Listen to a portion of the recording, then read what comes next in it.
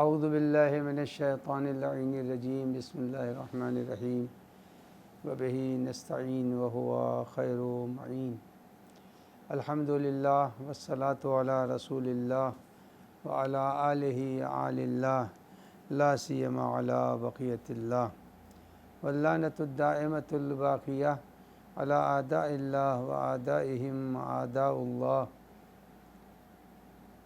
اما بعد فقد قال اللہ الحکیم فی کتابہ الکریم بسم اللہ الرحمن الرحیم والشمس وضحاها والقمر اذا تلاها والنہار اذا جلاها واللیل اذا یغشاها والسماء وما بناها والارض وما طحاها ونفس وما سواها فألهمها فجورها وتقواها قد افلح من زکاها وقد خاب من دساها كذب الثمود بطغواها إذ انبعث أشقاها فقال لهم رسول الله ناقة الله وسقياها فكذبوه فعقروها فدمدم عليهم ربهم بذنبهم فسواها ولا يخاف عقباها صدق الله العلي العظيم وصدق رسوله النبي الكريم۔ قبل اس کے کہ میں آپ حضرات کی خدمت میں آیت کے اور اس سورہ مبارکہ کے ذیل میں جن مطالب کو بیان کرنا چاہتا ہوں اس کو بیان کروں، آپ سے گزارش ہے کہ آپ حضرات ان مرحومین کے لیے جن کے نام کو میں اب پڑھ رہا ہوں ان کے لیے ایک سورہ فاتحہ کی تلاوت فرما دیں۔ سیدہ نیلوفر، سید صفدر حسین، سید شہنواز بانو، سیدہ صفدر حسین، سید کنیز بانو اور سید ابن حسین یا ابن حسن کی روح کو ایصال فرما دیں۔ بسم اللہ الرحمن الرحیم۔ اللہم صلی علی محمد وآل محمد، اللہم صلی علی محمد وآل محمد، اللہم صلی علی محمد وآل محمد۔ بسم اللہ الرحمن الرحیم۔ قل هو اللہ احد اللہ الصمد لم یلد ولم یولد ولم یکن له کفوا احد۔ بسم اللہ الرحمن الرحیم۔ قل هو اللہ احد اللہ الصمد لم یلد ولم یولد ولم یکن له کفوا احد۔ بسم اللہ الرحمن الرحیم۔ قل هو اللہ احد اللہ الصمد لم یلد ولم یولد ولم یکن له کفوا احد۔ بسم اللہ الرحمن الرحیم۔ الحمد للہ رب العالمین الرحمن الرحیم مالک یوم الدین ایاک نعبد و ایاک نستعین اہدنا الصراط المستقیم صراط الذین انعمت علیہم غیر المغضوب علیہم ولا الضالین۔ یا اللہ بحق محمد و آل محمد علیہ الصلاۃ والسلام ان مرحومین کے درجات کو عالی و متعالی فرما، ان کو جوار ائمہ طاہرین علیہ الصلاۃ والسلام کرامت فرما، پالنے والے ان کے گناہوں کو معاف فرما، اور جن لوگوں کی آج شب اول قبر ہے یا اللہ ان سب کو قبر کے شدت و قبر کے عذاب و قبر کے ہول سے نجات مرحمت فرما، انک علی کل شیء قدیر۔ جیسا کہ میں پہلے عرض کر چکا ہوں کہ سورہ مبارکہ شمس کی تلاوت کرنے کا جو ثواب پیغمبر اکرم صلی اللہ علیہ وآلہ وسلم نے فرمایا ہے وہ یہ ہے کہ اگر کوئی شخص اس سورہ مبارکہ کی تلاوت کرے گا تو اس کو 4 چیزیں نصیب ہوتی ہیں، اور کل کا جو جواب دیا ہے وہ جواب پنجوانی خاتون نے دیا ہے۔ پروردگار عالم ان کو توفیق دے کہ وہ اسی طرح سے پیغام اہل بیت علیہ الصلاۃ والسلام کو سنتی رہیں اور توجہ کے ساتھ اس کا جواب بھی اسی تقریر سے پیش کریں۔ ایک صلوات محمد و آل محمد علیہ الصلاۃ والسلام کے اوپر ہو۔ عزیزان گرامی، سورہ مبارکہ شمس کی جو تفسیر ہے وہ تفسیر عجیب و غریب ہے، اس اعتبار سے کہ اللہ نے اس کے اندر جن مطالب کو تفسیر کی روشنی میں ہم تک پہنچایا ہے، اور ظاہر ہے کہ حقیقی مطالب تو وہی ہیں جس کو پروردگار عالم نے اہل بیت عصمت و طہارت کے اوپر نازل فرمایا تھا۔ سب سے پہلی چیز کہ شمس سے مراد ذات پیغمبر اکرم ہے، والشمس وضحاہا، آفتاب اور اس کی روشنی کی قسم۔ تو پتہ چلا کہ شمس سے مراد یہاں پر ذات پیغمبر اکرم ہے، اور ضحیٰ سے مراد ذات امیر المومنین علیہ السلام ہے۔ اور بعض تفسیروں میں یہ ہے والقمر اذا تلاہا سے مراد ذات امیر المومنین علی ابن ابی طالب علیہ السلام ہے۔ تو سورج اور چاند ان دونوں کا تذکرہ اس سورہ مبارکہ میں کیا گیا ہے۔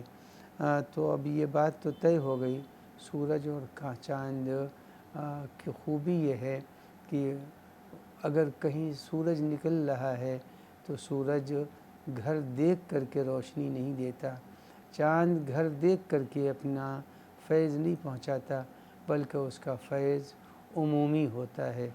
اس کے فیض کے دائرے میں جو کچھ بھی آ سکتا ہے، سب پر روشنی پڑ رہی ہے، سب پر چاندنی پڑ رہی ہے۔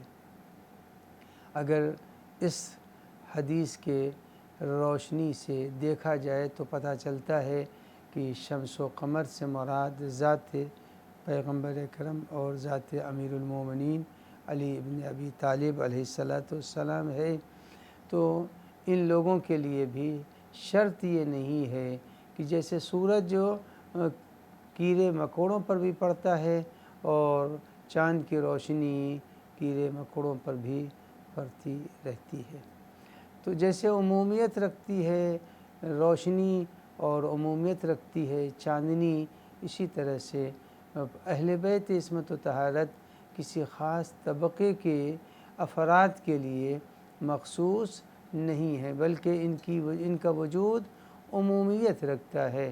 یہ ایک سورج ہیں اور ایک چاند ہیں، اور چاند اور سورج کی کیفیت رکھتے ہیں، تو گویا کہ معلوم یہ ہوا کہ ان کی بارگاہ میں آنے والے ہر قوم و قبیلے کے ہوں گے، کوئی ضروری نہیں ہے کہ صرف اور صرف عرب کے افراد ہی اہل بیت کے ماننے والے ہوں۔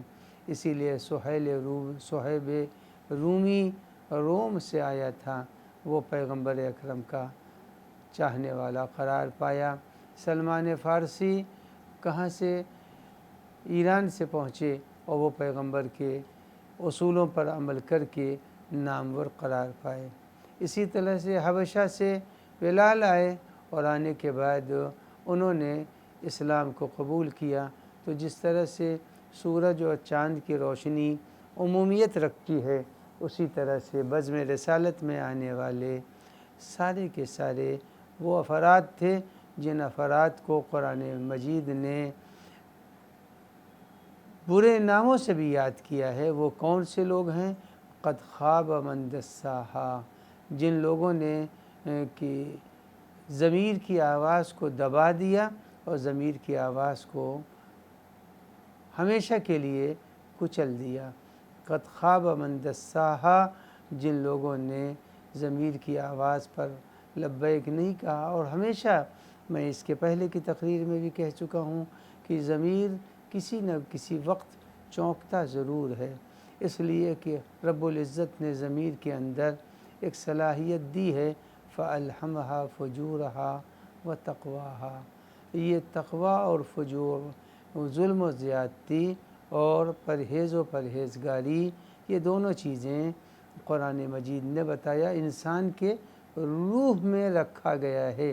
اب جب روح انسانی میں یہ کیفیت رکھی گئی ہے تو کبھی نہ کبھی ایسا ہوگا کہ روح انسانی الہام کے مرحلوں میں آئے، تلہمنی ذکرا، اور جب تلہمنی ذکرا کے مرحلوں میں آئے گی تو یاد رکھیے گا کبھی کبھی انسان کا دل بہت زیادہ چاہتا ہے عبادت کرنے کے لیے، بہت دل چاہتا ہے سجدہ کرنے کے لیے، بہت دل چاہتا ہے استغفار کرنے کے لیے، قرآن کی تلاوت کرنے کے لیے۔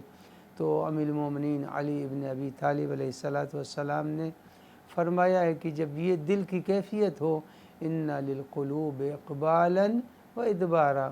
دل کی دو کیفیت ہے، کبھی دل بہت رغبت کرتا ہے عبادت و بندگی کی طرف، اور کبھی دل عبادت و بندگی کی طرف رغبت نہیں کرتا۔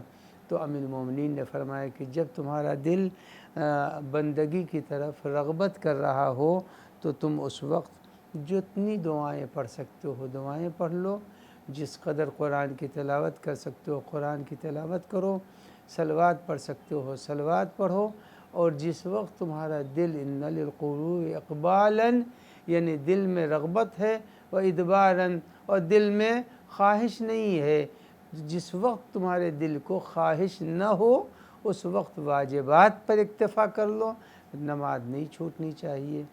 اب پنجگانہ نماز کو جماعت سے نہیں دل جانے کو کر رہا ہے تو نماز کو اول وقت پڑھ ڈالو۔ اقبال و ادبار کے معنی یہی ہے، رغبت کا ہونا اور رغبت کا نہ ہونا۔ تو پتہ چلا کہ اگر انسان اہل بیت عصمت و طہارت کے اصولوں پر عمل کر رہا ہے تو کسی نہ کسی وقت مقام الہام میں آئے گا، اور فَأَلْهَمْهَا فُجُورَهَا وَتَقْوَاهَا، اللہ اس کو متوجہ کرتا ہے کہ ظلم اور زیادتی صحیح نہیں ہے۔ اللہ نے اگر دیکھنا جائے تو یہ کیفیت رکھی ہے پروردگار عالم نے ہر انسان کے اندر، بلکہ میں یہ کہتا ہوں انسان تو انسان، یہ کیفیت رکھی ہے ظلم و زیادتی کی جانوروں میں بھی۔ میں اب آپ دو تین مثالیں دے رہا ہوں، ان مثالوں سے آپ متوجہ ہو جائیں گے۔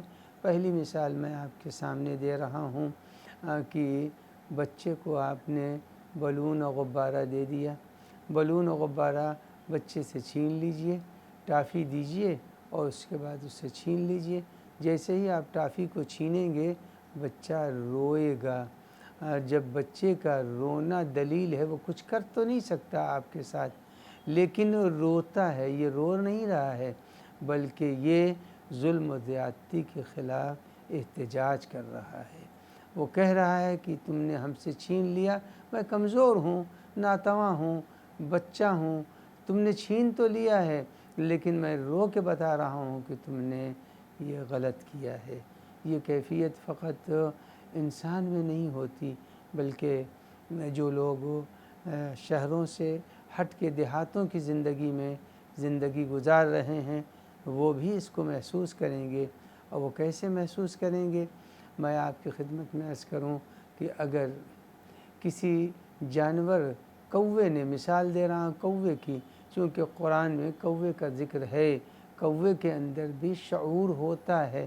اب یہ ایک الگ موضوع ہے، چونکہ قرآن مجید نے دفن، جب دو بھائیوں کے درمیان قتل ہوا تھا حابیل اور قابیل کے درمیان، تو قابیل کے جنازے کو دفن کرنے کے لیے قرآن مجید کہتا ہے اللہ نے غراب کو بھیجا، کوے کو بھیجا۔ تو دو کوے آئے اور ایک کوے نے ایک کوے کو مار ڈالا، تو معلوم یہ ہوا کہ جب مر گیا ایک کوا تو دوسرے کوے نے اس کو مٹی اپنی چونچ سے ہٹائی اور ہٹا کر کے اس کو دفن کر دیا۔ تو اب دو باتیں سامنے آ رہی ہیں۔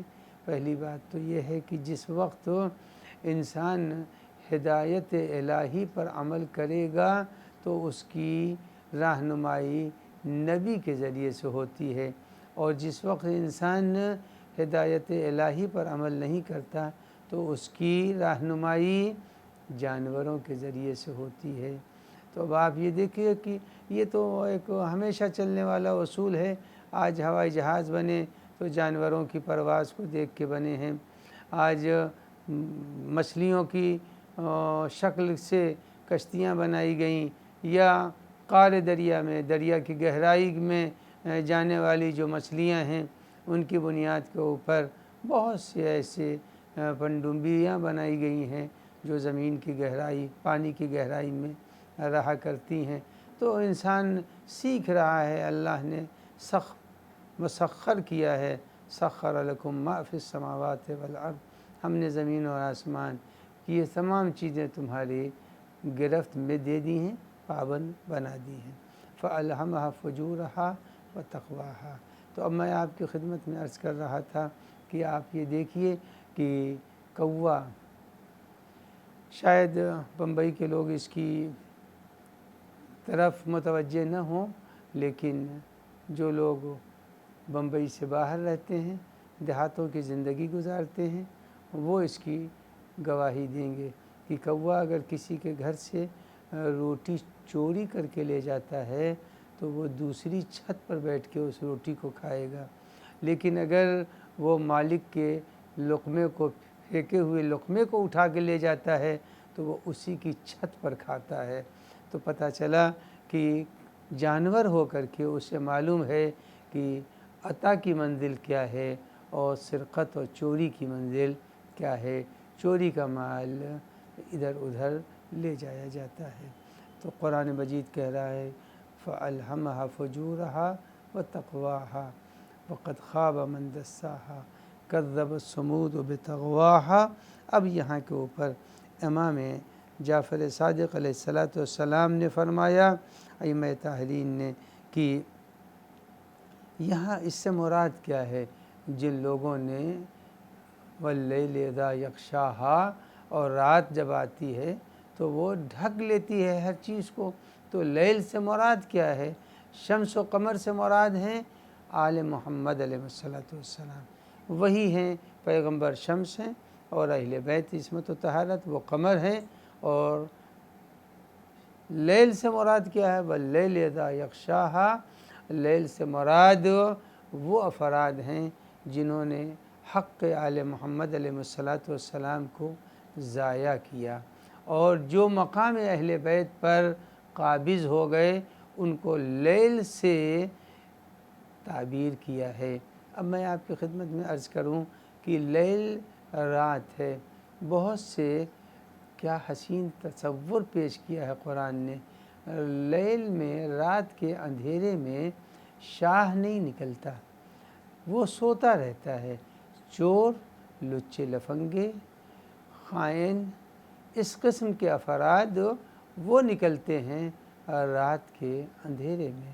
تو قرآن نے فرمایا کہ وَاللَّيْلِ إِذَا يَغْشَاهَا، قسم ہے رات کی جب وہ چھا جائے، یعنی اہل بیت عصمت و طہارت علیہ السلام کے مقابل میں جو ظالمین آئے تھے، وہ سارے کے سارے ظالمین کو قرآن نے لیل سے تعبیر کیا ہے کہ وہ اندھیرے ہیں اور ان کے اندر روشنی بالکل نہیں ہے۔ اس لیے کہ آپ یہ دیکھیے ہم انسانوں کو روشنی ملتی کیسے ہے؟ میں نے بھی دیکھا، آپ حضرات بھی دیکھتے رہتے ہیں، نور سے روشنی ملتی ہے۔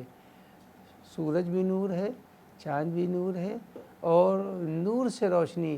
میں بالکل سامنے کی ایک مثال دے دوں، آپ نے دیکھا ہوگا کہ بہت سے روڈ کے اوپر جب انسان گزرتا ہے تو جب اس کی گاڑی کی لائٹ پڑتی ہے تو کچھ چیزیں زمین کے اوپر وہ اس طرح سے رکھتے ہیں کہ جب لائٹ پڑتی ہے تو وہ روشنی دیتی ہے، لگتا ہے کہ وہ بلب جل رہا ہے، درحالے کہ وہ بلب نہیں ہے بلکہ ایک کلر ہے۔ اس کلر کے اوپر جب روشنی پڑتی ہے تو وہ چمکنے لگتا ہے۔ بس یوں ہی سمجھیے ہم انسان سب خاکی ہیں اور مٹی کے بنے ہوئے ہیں۔ جب ہم مٹی کے بنے ہوئے انسان ہیں تو جب ہم پر محبت اہل بیت کی کرن پڑتی ہے تو کبھی سلمان بن جاتے ہیں، کبھی ابوذر بن جاتے ہیں، کبھی مقداد بن جاتے ہیں، کبھی شہدائے کربلا بن جاتے ہیں۔ تو یہ سب کے سب اس بات کو یہ ذہن میں رکھنا چاہیے کہ جو لوگ بھی ان کے مقابلے میں آئے وہ سارے کے سارے لیل سے قرآن مجید میں تعبیر کیے گئے ہیں۔ اس کے بعد قرآن کہتا ہے وَالنَّهَارِ إِذَا جَلَّاهَا، نہار سے مراد دن ہے، اور دن اس کو کہتے ہیں کہ جس میں انسان اپنی مصروفیات میں مشغول رہتا ہے۔ نہار یعنی کلام اہل بیت علیہ السلام کو جذب کرنا، انہیں قبول کرنا، ان کے اوپر کام کرنا، ان پر خدمت کرنا، ان کے کلام کو قبول کرنا۔ آپ یہ دیکھ لیجئے کہ نہار دن ہی کی روشنی میں، اب یہ اب اور بات ہے کہ کچھ ملکوں سے جو رابطے ہو گئے ہیں اس کے اندر آدمی رات میں ڈیوٹی انجام دے رہا ہے، لیکن حقیقتاً باعتبار انسان رات میں پرندے بھی اپنے آشیانوں میں پلٹ کے جاتے ہیں، اور انسان بھی سکون، قرآن مجید نے فرمایا ہے ہم نے رات کو تمہارے لیے سکون کا ذریعہ بنایا ہے۔ سکون یعنی اطمینان، سکون یعنی بھاگ دوڑ مصروفیت سے انسان کا خالی ہونا، اس کو سکون بولتے ہیں۔ تو اب قرآن مجید کی اس آیہ کریمہ کی روشنی میں والنہار اذا جلاہا، یعنی کچھ وہ افراد ہیں جو پیغام اہل بیت علیہ السلام کو سن رہے ہیں۔ ابن عباس نے فرمایا، اور وہ عجیب و غریب بات انہوں نے کہی کہ جب پیغمبر اکرم صلی اللہ علیہ وآلہ وسلم کو نبوت کا پیغام ملا، نبی تو تھے، ہمارے میں اور اہل سنت کے درمیان بنیادی فرق یہ ہے، ہم کہتے ہیں نبی و نبی ولو کان صبی، نبی نبی ہے چاہے وہ بچہ ہی کیوں نہ ہو، وہ ہر صورت میں نبی ہے۔ جب گہوارے میں عیسیٰ بھی نبی تھے تو کوئی مذاقہ نہیں ہے، ہر نبی نبی ہے، لیکن ہمارے عقیدے سے اہل سنت کے عقیدے میں تھوڑا فرق ہے۔ وہ کہتے ہیں کہ نہیں، نبی بعد میں ہوتا ہے، 40 سال کے بعد نبی پیغمبر کے لیے وہ قائل ہیں۔ اور صحیح مسلم میں عجیب و غریب ایک روایت ہے، میں اسے سنائے دیتا ہوں۔ وہ روایت یہ ہے کہ پیغمبر جب نبی بنائے گئے تو نبوت کے عہدے کو پا لینے کے بعد جبرائیل آئے، اور جبرائیل نے ان کے سینے کو شق کیا، اور ایک کالی تل تھی، اس کالے تل کو نکالا، اور نکالنے کے بعد اس کو زمزم سے دھو دیا ہے۔ تو یہ روایت مسلم میں، اور باب فضائل شب قدر میں یہ بات، باہ شعبان میں جو عظمت ہے اس کے ذیل میں یہ حدیث ہے۔ لیکن یہ یاد رکھیے گا کہ لکھنے کو تو لکھ دیا، لیکن ذرا بھی غور نہیں کیا راوی نے کہ وہ کیا کہہ رہا ہے، اور لکھنے والے نے لکھ دیا لیکن انہوں نے بھی غور نہیں کیا کہ وہ کیا لکھ رہے ہیں۔ اب آپ اندازہ لگائیں، پیغمبر سارے انبیاء سے افضل ہیں، سارے انبیاء سے افضل کا نام ہے سید المرسلین، اور مسلم کے اندر یہ روایت ہے جو صحیح مسلم ہے، اور اس کی روایتوں کو صحیح مانا گیا ہے کہ پیغمبر اکرم کے سینے کو چاک کیا اور دل کے اوپر جو دھبا تھا اسے دھویا۔ کس چیز سے دھویا؟ زمزم کے پانی سے دھویا۔ اب میں آپ کی خدمت میں عرض کروں کہ یہ بتائیے کہ زمزم نکلا کیسے تھا؟ زمزم اسماعیل کے ایڑی سے نکلا تھا، تو کہاں پیغمبر اکرم اور کہاں اسماعیل، دونوں میں کوئی مناسبت ہی نہیں ہے، کہاں سید المرسلین اور کہاں اسماعیل ذبیح اللہ۔ تو اب اگر اس پانی سے دھویا گیا ہے تو اب یہ یاد رکھیے کہ اس پانی سے دھونے کے معنی یہ ہوئے پیغمبر کی عظمت بڑھائی نہیں گئی ہے بلکہ عظمت پیغمبر کی گھٹا دی گئی ہے۔ تو عزیزان گرامی، پیغمبر اکرم صلی اللہ علیہ وآلہ وسلم کے حالات زندگی میں ابن عباس نے کہا ہے کہ جب پیغمبر کو نبوت دی گئی تو پیغمبر 2 گروہوں کے پاس پہنچے جو اس وقت کے عرب کے نامور 2 قبیلے تھے۔ ایک قبیلے کو بنی امیہ کہتے تھے، دوسرے کو بنی ہاشم کہتے تھے۔ دونوں کے درمیان نبوت کے پیغام پال لینے کے بعد رسول اللہ گئے ہیں، اور جب گئے ہیں تو بنی امیہ سے کہا کہ اللہ نے مجھ کو رسول بنایا ہے، لیکن انہوں نے جھٹلا دیا۔ روایت کے اندر کہ جھوٹ کہا کہ نہیں آپ جھوٹ بول رہے ہیں، آپ اصلاً نبی نہیں ہیں۔ پھر گئے بنی ہاشم کے پاس، جب بنی ہاشم کے پاس گئے تو بنی ہاشم کے پاس پہنچنے کے بعد کہا کہ مجھ کو اللہ نے نبی بنایا ہے، جیسے ہی کہا کہ نبی بنایا ہے بنی ہاشم نے قبول کر لیا، اور جب بنی ہاشم نے قبول کر لیا تو قبول کرنے کے بعد اب یہاں پر ابن عباس نے فرمایا کہ اللہ نے جبرائیل کو بھیجا اور 2 علم دے کر بھیجا۔ ایک علم، ایک پرچم بنی ہاشم کے گھر کے اوپر لگایا جناب جبرائیل نے، اور دوسرا پرچم جو لگایا ہے شیطان نے۔ ایک پرچم جبرائیل نے لگایا، ایک پرچم شیطان نے لگایا۔ بنی ہاشم کے گھروں پر پرچم لگایا ہے جناب جبرائیل نے، اور شیطان نے پرچم لگایا ہے اپنا جھنڈا ان لوگوں کے گھروں کے اوپر جن کے دلوں میں محبت اہل بیت نہیں ہے۔ تو اب اس کے معنی یہ ہوئے کہ آج بھی دنیا کے اندر 2 طریقے کے افراد پائے جائیں گے۔ کچھ وہ ہوں گے جو نبوت کو تسلیم کرتے ہیں، تو روایت ابن عباس میں ہے کہ بنی ہاشم نے بھی قبول کیا، و جناب ابو طالب نے بھی حمایت پیغمبر کو قبول فرمایا۔ اب میں یہاں پر ایک بات اور عرض کر دوں تاکہ ہمارے ناظرین اور سامعین کے لیے کہ دلچسپی کا باعث بنے۔ یہ بتائیے، جب کسی کا انتقال ہوتا ہے تو اس کے سرہانے ارد گرد گھر کے خاص الخاص افراد ہوتے ہیں، یا پورا محلہ بنی ہاشم کا کہ خاص الخاص اس گھر میں تھے جس گھر میں ابو طالب کی رحلت ہو رہی ہے، یا پورے کا پورا مکہ گھر میں آ گیا تھا؟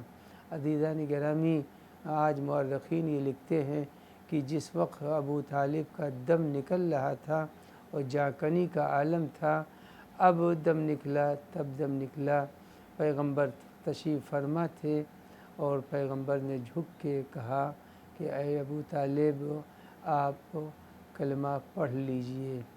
تو اب میں یہ سوال کر رہا ہوں کہ گھر کے اندر 10 آدمی، 20 آدمی، 25 آدمی، اس سے زیادہ تو نہیں رہے ہوں گے، 10-20 آدمیوں کے درمیان پیغمبر نے یہ بات کہی، اسے ساری دنیا نے سن لیا، اور آج مسلسل تاریخ میں یہ لکھا جا رہا ہے۔ لیکن غدیر کے 1,24,000 کے مجمع میں جس امامت کا اعلان کیا تھا اسے مجمع نے بھلا دیا۔ سمجھ میں نہیں آتا کہ یہ کیسی زندگی کی بھاگ دوڑ میں انسان بہکا ہوا ہے۔ تو میں جو اب عرض کر رہا تھا کہ جناب پیغمبر اکرم کی نبوت کے اعلان کے بعد 2 پرچم لگائے گئے۔ ایک پرچم جناب جبرائیل نے لگایا اور دوسرا پرچم ابلیس نے لگایا۔ تو جو لوگ طرفداران بنی امیہ ہیں ان کے گھروں پر ابلیس کا پرچم لگا ہوا ہے، اور جو لوگ طرفدار اہل بیت ہیں، حامی رسالت ہیں، حامی اہل بیت عصمت و طہارت ہیں، ان کے اوپر، ان کے گھروں پر ہم کو بہت سی چیزیں دکھائی نہیں دیں گی مگر وہ ہو رہی ہیں۔ مثلاً آپ قرآن مجید کو اٹھا کے دیکھیں، بہت سی چیزوں کو ہم دیکھتے نہیں ہیں لیکن موجود رکھتی ہیں۔ مثلاً ملک الموت کو ہم نہیں، فرشتوں کو ہم نہیں دیکھ رہے ہیں، لیکن وقت موت اللہ پردوں کو ہٹا دیتا ہے اور اس وقت انسان ملک الموت کو بھی دیکھ لیتا ہے اور پہچان لیتا ہے۔ تو معلوم ہوا کچھ چیزوں کو ہم دیکھ نہیں پاتے۔ پرچم ہر گھر میں لگے ہوئے، اسی لیے روایتوں میں ہے کہ جو لوگ گھر سے نکلتے وقت بسم اللہ الرحمن الرحیم کہتے ہیں اور کہہ کے نکلتے ہیں، ان کے گھروں کے اوپر ملائکہ پرچم لگاتے ہیں، اور جو لوگ بسم اللہ الرحمن الرحیم کہے بغیر گھر سے نکلتے ہیں ان کے اوپر فرشتے عذاب، یعنی یوں کہہ لیجئے شیطان ان کے گھروں کے اوپر اپنا جھنڈا لگا دیتا ہے۔ اب آئیے میں اپنے ناظرین کی خدمت میں عرض کروں کہ جب شب قدر ہوتی ہے تو شب قدر میں परवरदिगार आलम शब क़द्र, चाहे वो शब 18 हो, शब 19 हो, या शब 21 हो, या शब 23 हो, बहरहाल मासूम ने शबों का तस्करा किया है कि शब क़द्र में ये होता है। अब इस शब क़द्र में भी जो आने वाली शब क़द्र है, ये भी लुत्फ़ इलाही है। एक शख्स ने ये पूछा इमाम जाफ़र सादिक़ अलैहिस्सलाम से, जब पूछा कि मौला ये बताइए फ़ातिमा ज़हरा की शहादत ये जमादिल ऊला में है या जमादिल सानिया में है? तो इमाम को हाँ नहीं में जवाब दे देना चाहिए था, लेकिन इमाम ने हाँ नहीं में जवाब नहीं दिया, बल्कि इमाम ने फरमाया कि ये बताओ कि नुज़ूल कुरान कब है, शब 19 में है या शब 21 में है या शब 23 में है? तो जिसने पूछा था उसने इमाम का जवाब दिया कि मौला इन्हीं तीन रातों में से कोई रात है जिसमें कुरान नाजिल हुआ है। तो इमाम ने फरमाया जब तुम नुज़ूल कुरान की तारीख़ तय नहीं कर सकते हो तो रहलत फ़ातिमा की तारीख़ की तय करने का मुझसे मुतालबा क्यों कर रहे हो? मालूम ये हुआ कि जिस तरह से शब क़द्र 3 मरहलों में गुज़री है, शब 19, शब 21, शब 23, उसी तरह से अगर अज़ाए फ़ातिमा ज़हरा सलामुल्लाह अलैहा दोनों तारीख़ों में मनाया जाए तो मंशाए अहले बैत के मुताबिक होगा। अब मैं जो अर्ज़ कर रहा था कि शब क़द्र जब आती है तो हुक्म खुदा से जिब्राईल मलाइका के एक झुरमुट के साथ, जो लफ्ज़ उसके अंदर है उसका तर्जुमा झुरमुट है, यानी मलाइका की एक तादाद, अब जितनी तादाद हो वो हम नहीं बता सकते, चूँकि जो लफ्ज़ है वो झुरमुट है, हम उर्दू में तो उसका तर्जुमा कर रहे हैं। तो झुरमुट के साथ सब्ज़ अलम के साथ ज़मीन पर आते हैं। जब सब्ज़ अलम के साथ ज़मीन पर आते हैं तो करते क्या हैं, एक अलम लेकर पुश्त खाने काबा पर नस्ब करते हैं। पहला अलम पुश्त खाने काबा पर नस्ब करते हैं, जिसके बेशुमार फरहरे होंगे। फरहरा भी अब हमारे नादरीन जानते हैं, अलम में जो अलम होता है उसमें जो फरहरा होता है, जो कपड़ा होता है जो हवा के झोंकों से हिलता रहता है, रिवायत कहती है कि उसके बेशुमार फरहरे होंगे, यानी एक अलम होगा मगर फरहरे उसके गिनने के लायक नहीं होंगे, बेशुमार फरहरे होंगे। और ये परचम सिर्फ़ शब क़द्र में लहराया जाता है बस।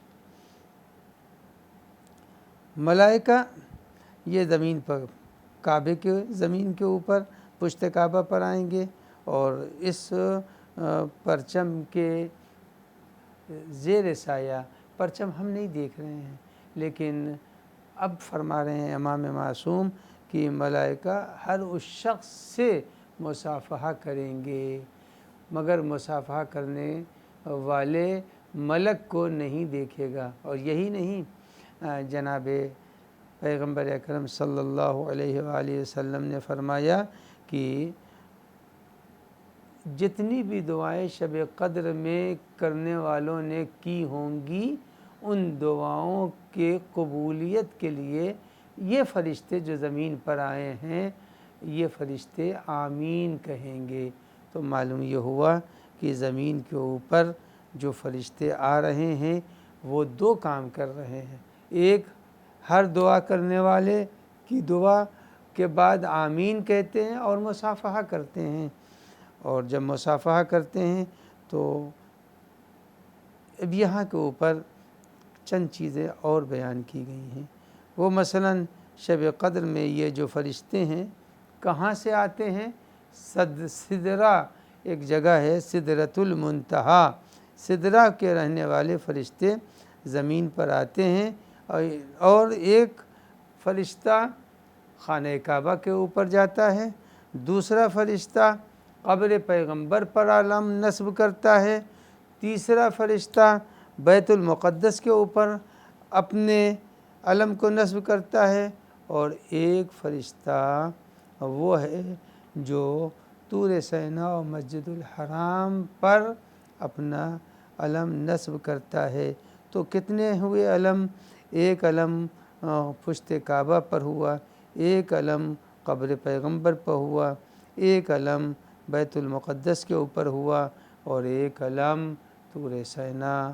یعنی ان جگہوں کے اوپر پروردگار عالم فرشتوں کو بھیجتا ہے کہ جاؤ، اور جانے کے بعد جو لوگ بھی ہم سے دعا کر رہے ہیں ان کی دعاؤں کو سنو اور آمین کرو۔ اب میں اپنے ناظرین کی خدمت میں عرض کر دوں کہ ماہ مبارک رمضان میں دعاؤں کی شان الگ ہے۔ وہ شان الگ کیسے ہے کہ آپ نے دیکھا کہ امام حسین ہمراہ ہیں اور میدان عرفات ہے۔ میدان عرفات میں ایک شخص بحال گریہ و زاری روتے ہوئے، آنسو بہاتے ہوئے دعائیں کر رہا تھا۔ جب شام ہو گئی تو شام کے وقت میں اس نے دعاؤں کی قبولیت کے لیے سوال کیا کہ آج میں نے جتنی دعائیں کی ہیں اتنی دعائیں سب ہماری قبول ہو گئیں۔ تو کسی ایک صحابی نے پوچھا کہ یہ بتاؤ کہ تم کون سی ایسی مصیبت تھی جس کی وجہ سے تم اس قدر رو رو کر کے دعائیں کر رہے تھے؟ تو اس نے جواب دیا کہ میرے دعا کرنے کی وجہ یہ تھی کہ میں نے اپنے حق میں کوئی دعا نہیں کی ہے، بلکہ جو دعا کی ہے مومنین کے لیے کی ہے۔ مومنین کے لیے دعا اس لیے کی ہے کہ پیغمبر سے میں نے سنا ہے کہ اگر کوئی شخص مومنین کے لیے دعا کرتا ہے تو فرشتوں کو اللہ معین کرتا ہے جو مومن کے لیے دعا کرتے ہیں۔ لہذا ہماری دعا ہو سکتا ہے قبول نہ ہو، لیکن فرشتے معصوم ہیں، ان کی دعا قبول ہوگی۔ لہذا میں نے اپنے حق میں دعا نہیں کی ہے، بلکہ جو دعا کی ہے وہ دوسروں کے حق میں۔ تو اس ماہ مبارک رمضان میں دعا صرف اپنے لیے نہیں، ہم کامیاب ہوں، ہمارا بیٹا کامیاب ہو، ہماری بیٹی کامیاب ہو، نہیں، یہ دعا نہیں کرنا چاہیے یا اللہ۔ اس لیے اللہم ادخل علی اہل القبور السرور، جو بھی دنیا سے گزر گئے ہیں ان کی قبروں کو منور فرما۔ اللہم اقض عنا الدین، اللہ قرضوں کو ادا فرما۔ مومنین کے ذہن میں مومنین کو رکھتے ہوئے دعا کرنا چاہیے، بالخصوص وقت افطار کو فراموش نہیں کرنا چاہیے۔ السلام علیکم ورحمۃ اللہ وبرکاتہ۔